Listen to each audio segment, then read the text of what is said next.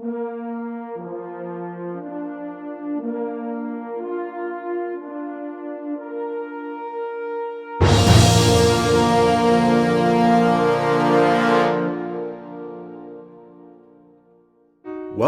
to How Does That Coin-Operated Phonograph Work, where today we'll explore the Type S nickel-and-slot graphophone. Alexander Graham Bell was an engineer and inventor.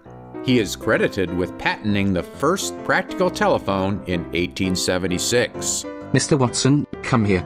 I want to see you. Chichester Alexander Bell was a chemist and inventor. He was also the first cousin of Alexander Graham Bell. Charles Sumner Tainter was an engineer and inventor. It was at his scientific shop in Cambridgeport, Massachusetts, that he made the acquaintance of Alexander Graham Bell. Hello there. The phonograph was invented in 1877 by Thomas Alva Edison. The first commercial phonograph was hand-powered and used lead foil to record sound. Mary had a little lamb, its fleece was white as snow, and everywhere that Mary went, the lamb was sure to go. In the 1880s, while Edison researched electric light, Alexander Bell, Chichester Bell, and Charles Tainter founded the Volta Laboratory in Washington, D.C. to, among other things, improve the phonograph. In 1886, this trio's efforts led to the creation of the Graphophone, a treadle-powered phonograph. It was designed to record and play on a cylinder made of a cardboard tube, coated with a thin ozocerite wax. Fun fact: ozocerite is a naturally occurring odoriferous mineral wax. The name was created from the Greek words meaning to stink and wax. The Graphophone, manufactured by the American Graphophone Company and sold through the North American Phonograph Company, competed with Edison's improved electrically driven perfected Class M phonograph and was a commercial failure. In 1894, when their relationship with the North American Phonograph Company dissolved, the American Graphophone Company, not surprisingly, had a large inventory of unsold treadle graphophones. The American Graphophone Company recycled this inventory by taking the upper works from the treadle graphophone and fitting it to a new, smaller cabinet with a spring-powered or electric motor. At the time, coin-operated phonographs using the Edison Class M were well established. It was inevitable that the American Graphophone Company would produce a coin-operated phonograph as well.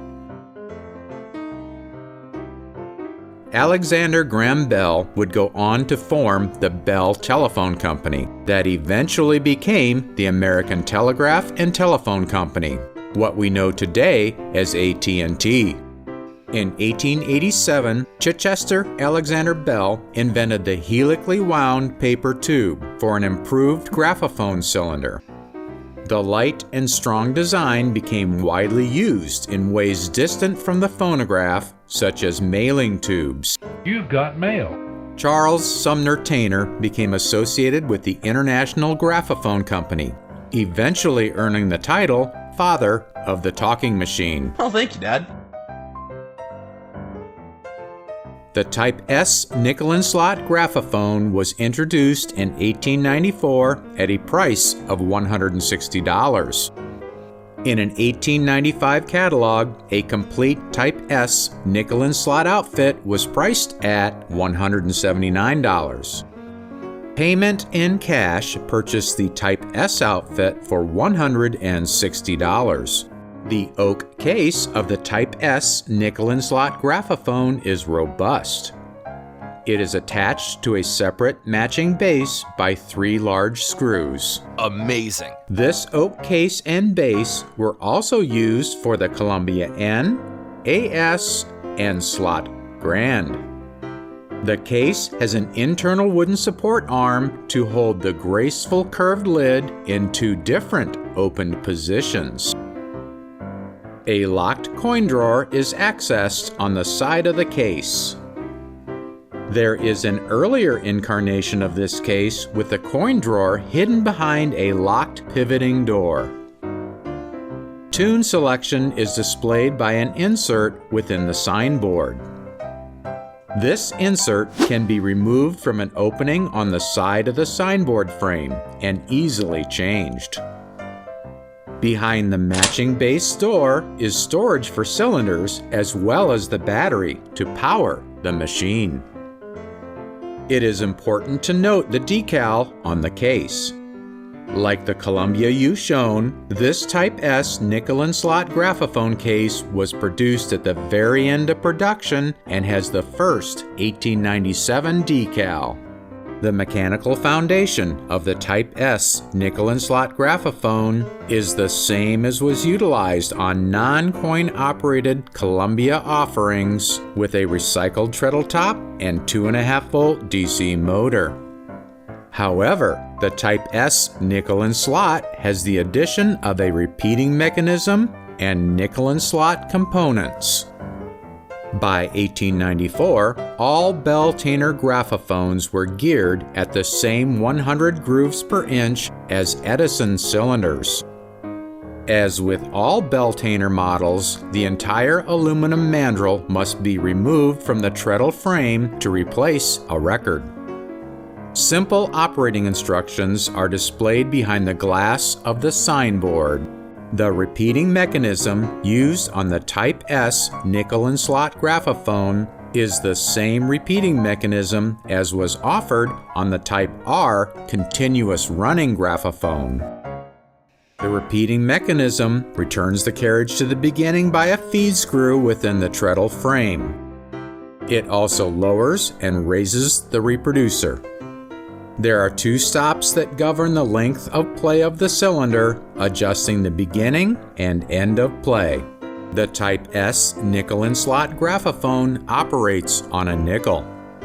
The coin action on the Type S nickel and slot graphophone is very simple, consisting of an electrical contact and spring catch.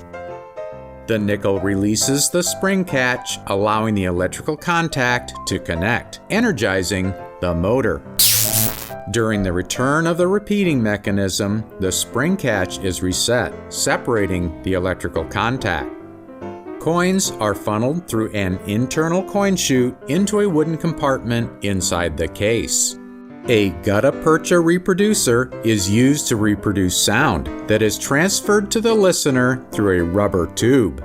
Fun fact: gutta-percha is a natural plastic extracted from trees. Its use diminished with the introduction of Bakelite, but is still used by dentists today for root canals. Ouch! Listening tubes allow the patron to enjoy the tune selection.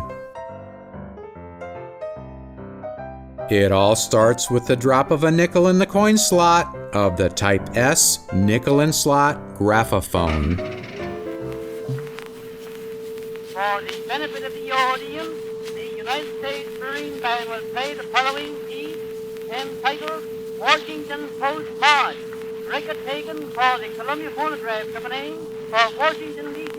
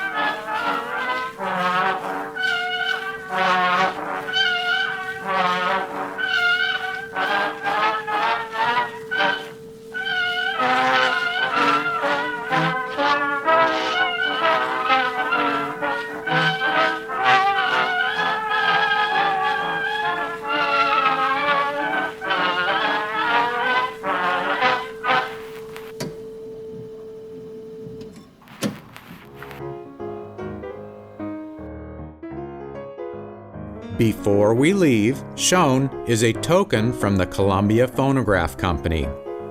Nickel-sized, this token advertised the company and would possibly have been used in this Type S nickel-and-slot graphophone.